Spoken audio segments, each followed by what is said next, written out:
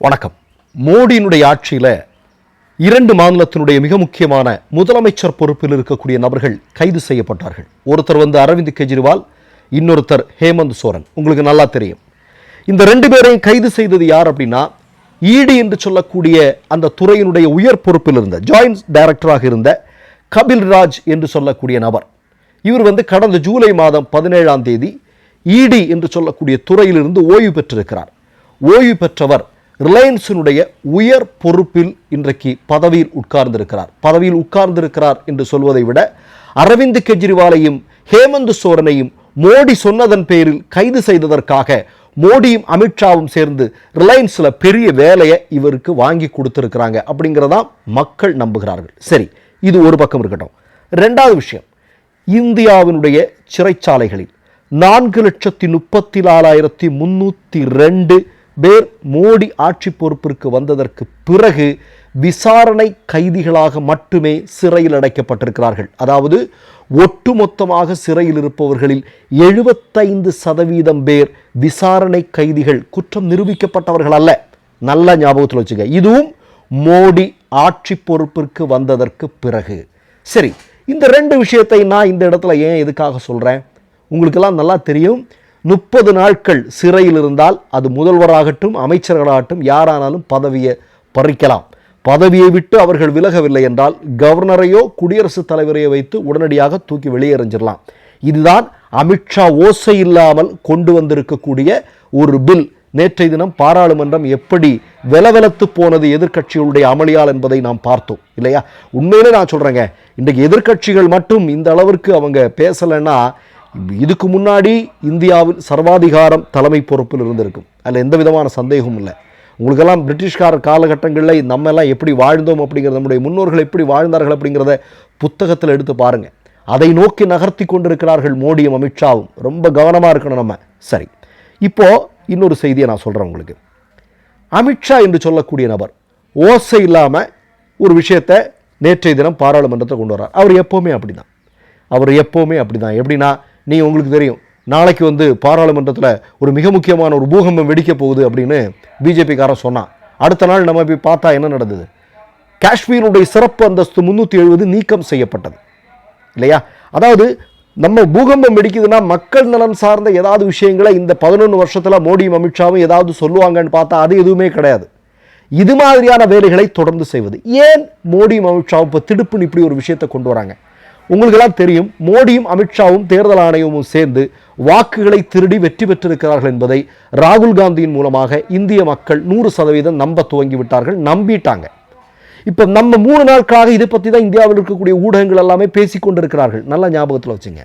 ஆனால் நேற்றைய தினம் பாருங்க, ஒரு நாள் அப்படியே நம்மளை எல்லாரையுமே வேற விஷயம் பேச வச்சுட்டாங்க.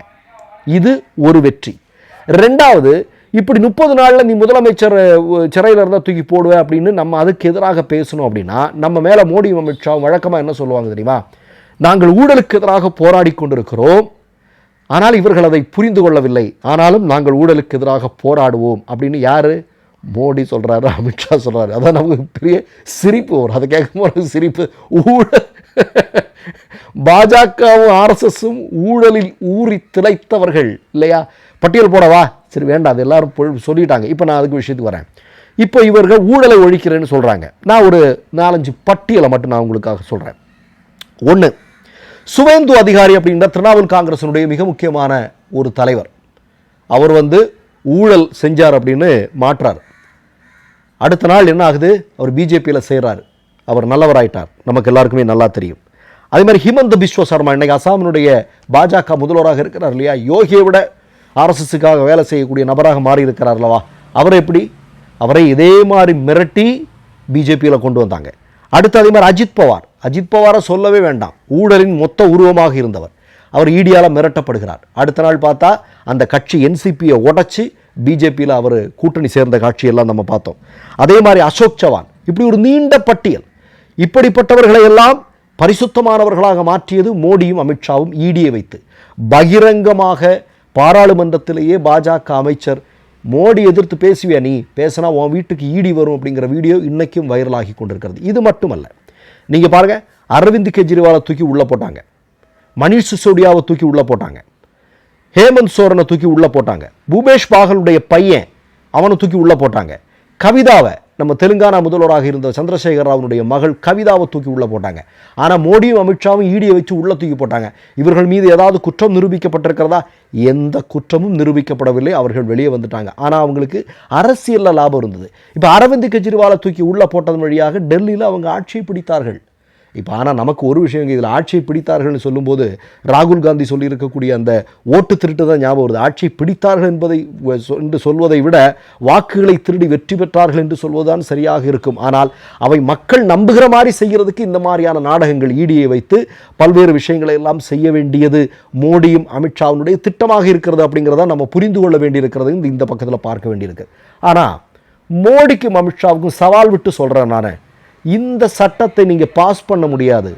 பாஸ் பண்ணால் 3/2 பங்கு உங்களுக்கு பெரும்பான்மை வேணும். இப்போ இதை நீங்கள், இந்த சட்டத்தை நீங்கள் இது பண்ணணும்னா 363 பாராளுமன்ற உறுப்பினர்களுடைய தயவு உங்களுக்கு வேணும். ஆனால் உங்களுக்கு இருக்கிறது எவ்வளவு? 2 பேர் தோளில் போட்டு ஆட்சி நடத்திட்டு இருக்கீங்க இல்லையா? உங்களுக்கு 293 பேருடைய ஆதரவு தான் உங்களுக்கு இருக்கிறது. அதனால் கனவுலையும் மோடியும் அமித்ஷாவும் நினைத்து கொள்ள வேண்டாம் இந்த சட்டத்தை பாஸ் பண்ணிடலாம் அப்படின்னு. பாராளுமன்றம் முடிய போகக்கூடிய ஒரு நாளில் முடிய போகுது. அதற்கு முந்தைய நாள் இப்படி ஒரு ட்ராமாவை அமித்ஷா அமித்ஷா நீங்கள் பார்த்தீங்கன்னா தெரியும், இந்த மாதிரியான ஸ்டாட்டிக்ஸ் போட்டு விளையாடுறதுல பெரிய கில்லாடி. ஆனால் உள்ளக்குள்ளே பயங்கர ஒரு மிகப்பெரிய கோழை. அதில் நமக்கு, ஏன்னா பெரிய கோழைகளாக இருப்பவர்கள் தான் இப்படி அச்சப்படுவார்கள். பெரிய அச்சப்படக்கூடிய ஹிட்லர் மிகப்பெரிய அளவில் அச்சப்படக்கூடியவர். நம்ம படிச்சிருக்கோம். நம்ம மோடியும் அமித்ஷாவும் மிகப்பெரிய கோழைகள் அப்படிங்கிறது எல்லாருமே பேசி கொண்டிருக்கக்கூடிய விஷயம்தான். ஊடகங்களை சந்திப்பதற்கு நம்முடைய பிரதமர் என்னைக்காவது தயாராகி இருக்கிறாரா? கால் அப்படி வடிவேலுடைய காமெடி தான் நமக்கு ஞாபகம் வரும்.